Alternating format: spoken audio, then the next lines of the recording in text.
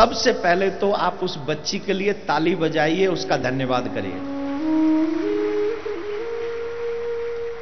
उस बच्ची को ताली बजाना इसलिए उसका सम्मान करना। अगर मुझे यहां होती तो मैं उसको बुलाता और उसे पटका पहनाता, उसका सम्मान करता। वो इसलिए करता क्योंकि उस बच्ची ने अपने भ्रम को, अपने संदेह को एक प्रकट करके अपने भ्रम को मिटाने की कोशिश की। कई हमारे लोग जो हैं कह रहे हैं कि वो ठीक लहजे में नहीं बोल रही थी, ये बात गलत है आपकी, उसका कसूर नहीं है। आप सोचिए वो पढ़ कहां रही है? कॉन्वेंट में। और कॉन्वेंट स्कूलों में हमारे, ये उस बच्ची की बात नहीं है, ये सारी स्थिति है। और इसमें कसूरवार मां बाप भी कम नहीं है कि जो अपने बच्चों को नहीं बताते कि हमें कैसे बोलना चाहिए और कैसे नहीं बोलना चाहिए। धर्म के विषय में उन लोगों को पता ही नहीं होता है। जिसको मैं बार बार कह रहा हूं आप सबके मध्य में, कल्चर टेररिज्म। और वो अकेली बिटिया उसकी शिकार नहीं है। ऐसे न जाने कितने लोग हैं जो हमारे सनातन धर्म में, भारत में तो पैदा होते हैं, लेकिन वो जानते ही नहीं है कि हमें हमारे धर्म ने क्या सिखाया है और हमको क्या करना चाहिए और क्या नहीं करना चाहिए। तो उस बिटिया का साधुवाद है, बहुत बहुत धन्यवाद है कि उसने ऐसा क्वेश्चन किया और हम सब के। और वो एक संडे की क्लास थी जो आप सब जानते, वो कथा के बीच की बात नहीं है। वो बात थी जब हम रविवार के दिन सभी यूथ को बुलाते हैं और कहते हैं कि आपके मन में कोई संदेह है तो आप अपना मन प्रश्न करिए, हम उसका आंसर देने की कोशिश करेंगे। तो मैंने उसे शास्त्रीय आंसर नहीं दिया था, वहां पर एक सामाजिक आंसर उसको दिया था कि हम संसार में रह रहे हैं तो हमारे माँ बाप की जरूरतें, हमारे माँ बाप की वजह से हम आते हैं और हमारे माँ बाप के प्रति हमारा क्या दायित्व है, क्या, ये सब चीजें उसको मैंने, जो आपने सुना वो सब सुना। लेकिन अब मैं थोड़ा सा, क्योंकि ये बहुत ही वायरल हो गया है, तो अब इसका शास्त्रीय आंसर देना आवश्यक है। देखिए मैं आपको बताता हूं, पहले बताता हूं होलिका दहन क्यों होता है। इसका बहुत बड़ा मीनिंग, क्योंकि ये क्वेश्चन का आंसर मैं नहीं दिया था उस वीडियो में। ये क्वेश्चन तो मेरे दिमाग में उस समय रहा ही नहीं, क्योंकि शिव जी के दूध की बात आ गई तो मैं सबको भूल गया, फिर मुझे शिव जी याद रहे। तो उसका आंसर मैंने उसको नहीं दिया, ध्यान में नहीं आया, भूल ही गया था इस क्वेश्चन को। आंसर दे देता हूं, आप याद करिए होलिका दहन कब होता है। होलिका दहन तब होता है जब मौसम चेंज होता है कि नहीं? सर्दियां जा रही होती हैं और गर्मियां आ रही होती हैं। और अधिकांश व्यक्ति कब जलता है, बीमार कब पड़ता है? अधिकांश व्यक्ति बीमार तभी पड़ता है जब मौसम चेंज हो रहा होता है। और मौसम जब चेंज हो रहा होता है तब व्यक्ति बीमार पड़ता है।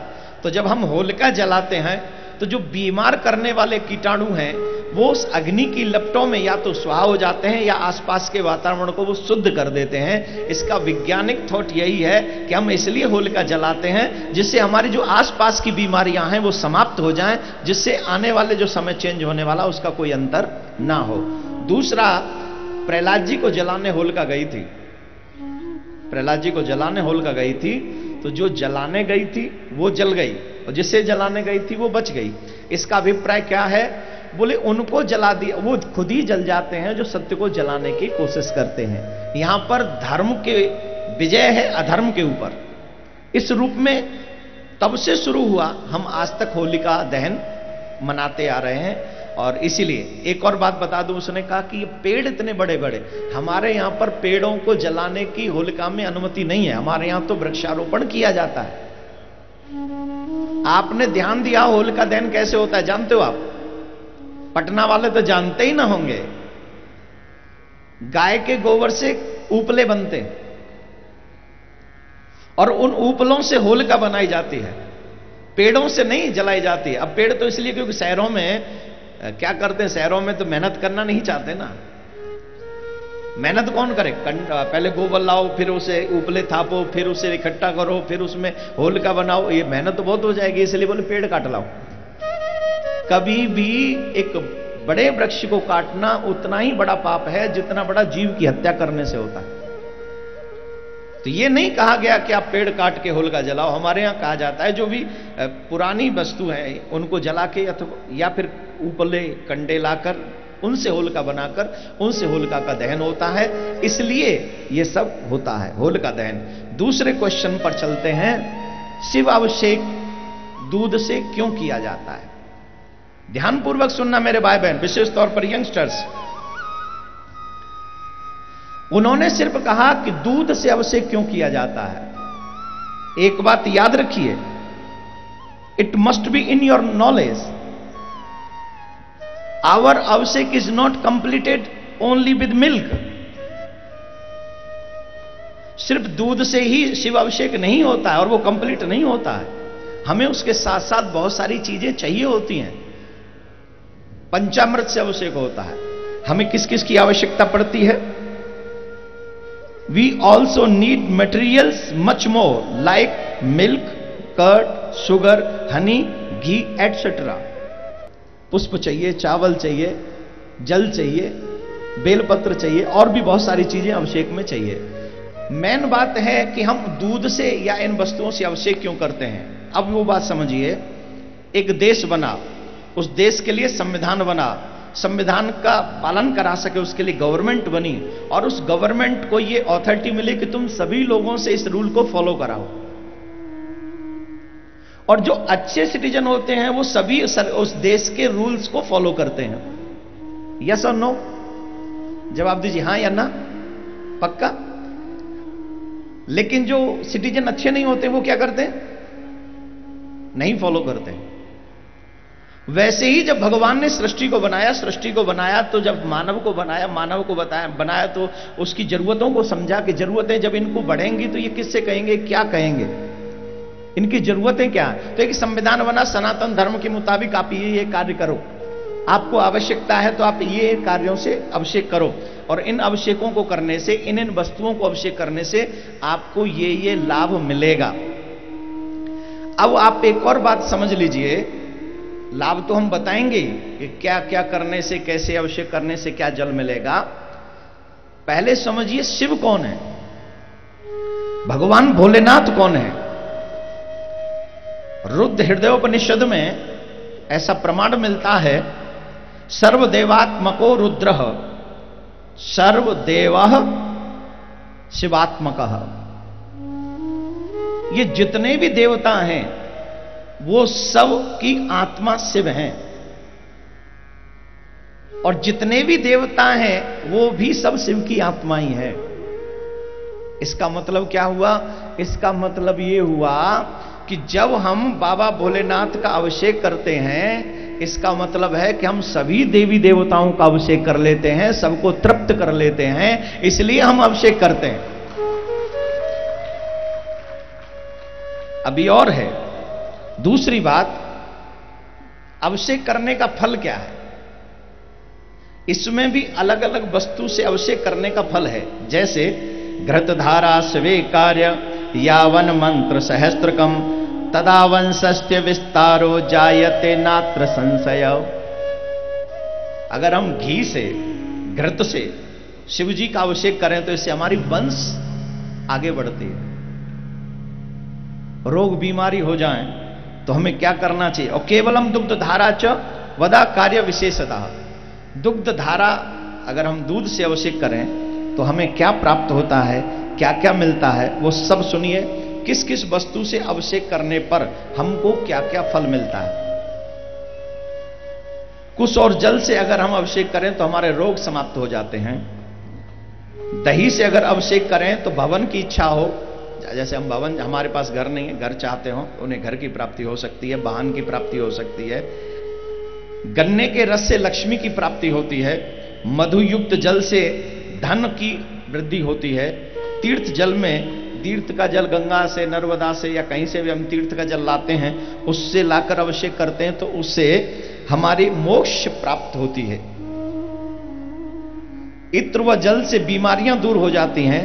दूध से पुत्र प्राप्ति होती है, वंश वृद्धि होती है, मनोकामना पूर्ण होती है। गंगा जल से जितने भी, जैसे बुखार आ जाता है, अगर अभिषेक करें गंगा जल से तो वो दूर हो जाता है। घी से वंश का विस्तार होता है। शुद्ध और शहद से, अगर हम शुद्ध शहद से करें तो हमारे पापों का नाश हो जाता है। अगर हम शहद से अभिषेक करें तो हमारे पापों का नाश हो जाता है। तो ये सिर्फ इसलिए नहीं है क्योंकि शिव को हमारी इन वस्तुओं की आवश्यकता है, ये इसलिए है कि उनको नहीं, हमको उनकी आवश्यकता है। हम इन वस्तुओं से अपने ही अपनी मनोकामना पूर्ण करके इन सब संशयों को निवृत्त दूर करते हैं, चाहे वो हमारा पाप हो, चाहे हमारी कोई कमी हो। जब हम किसी भी वस्तु से, जो मैंने अभी गिनाई है आपको, इनसे अगर अभिषेक करेंगे तो हमारे सारे कष्ट और जो वस्तु हम चाहते हैं वो प्राप्त हो जाती है। जैसे उस बच्ची ने कहा कि उस मूवी में ऐसा कहा गया। अब बताइए, मूवी में एक्टर और एक्ट्रेस या डायरेक्टर, उनका उद्देश्य क्या है? उनका उद्देश्य है सिर्फ पैसा कमाना। एक मूवी बनाओ, मूवी बनाकर पैसे कमाओ, पैसे कमा के जेब में रखो, फिर अगली मूवी बनाओ। उन्हें इस बात से कोई मतलब नहीं है कि इस फिल्म के इस मैसेज से हमारे धर्म पर, हमारे देश पर क्या फर्क पड़ेगा। लेकिन जिन ऋषि मुनियों ने हमें यह धर्म परंपरा बताई है, महाजना ये नगता सपन था, जिन ऋषि मुनियों ने हमें यह मार्ग दिखाया, उनका लक्ष्य पैसे कमाना नहीं था, उनका लक्ष्य हमारे हृदय में अपनी स्थापना कराना नहीं था।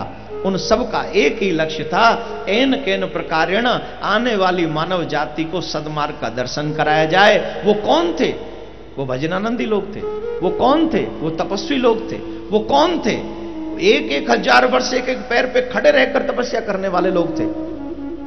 वो गलत सलत खाने वाले, पीने खाने वाले लोग नहीं थे।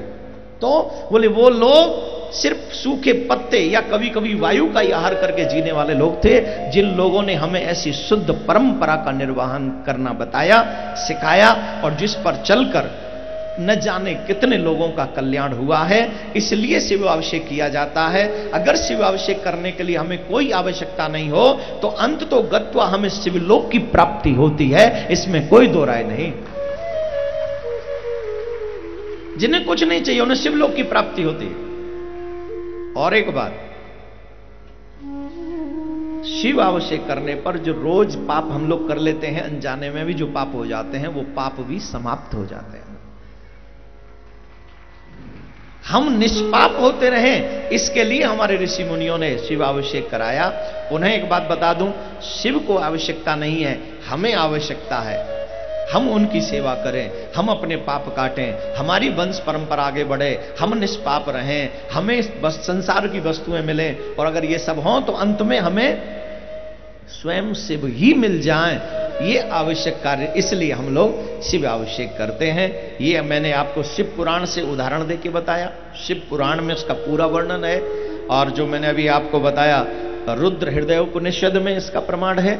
आप सब सनातन धर्म प्रेमियों से निवेदन, अपने ऋषि मुनियों के बताए हुए मार्गों पर कभी भी संदेह नहीं करना चाहिए। हमेशा आगे बढ़कर अपने कल्याण के लिए, आने वाले पीढ़ी के कल्याण के लिए हमें सत्कर्म करते रहने चाहिए, जिससे हम सबका बेड़ा पार हो सके, हम सबका कल्याण हो सके, हम सबका उद्धार हो सके। राधे राधे बोलना पड़ेगा। क्या बोलना पड़ेगा? तो एक बार पुनः उस बिटिया को साधुवाद, धन्यवाद, जिनकी वजह से इतने विस्तार पूर्वक मुझे यह विषय समझाने का सौभाग्य मिला। क्योंकि अगर ये वीडियो अपलोड नहीं होता तो फिर कहाँ समझाता।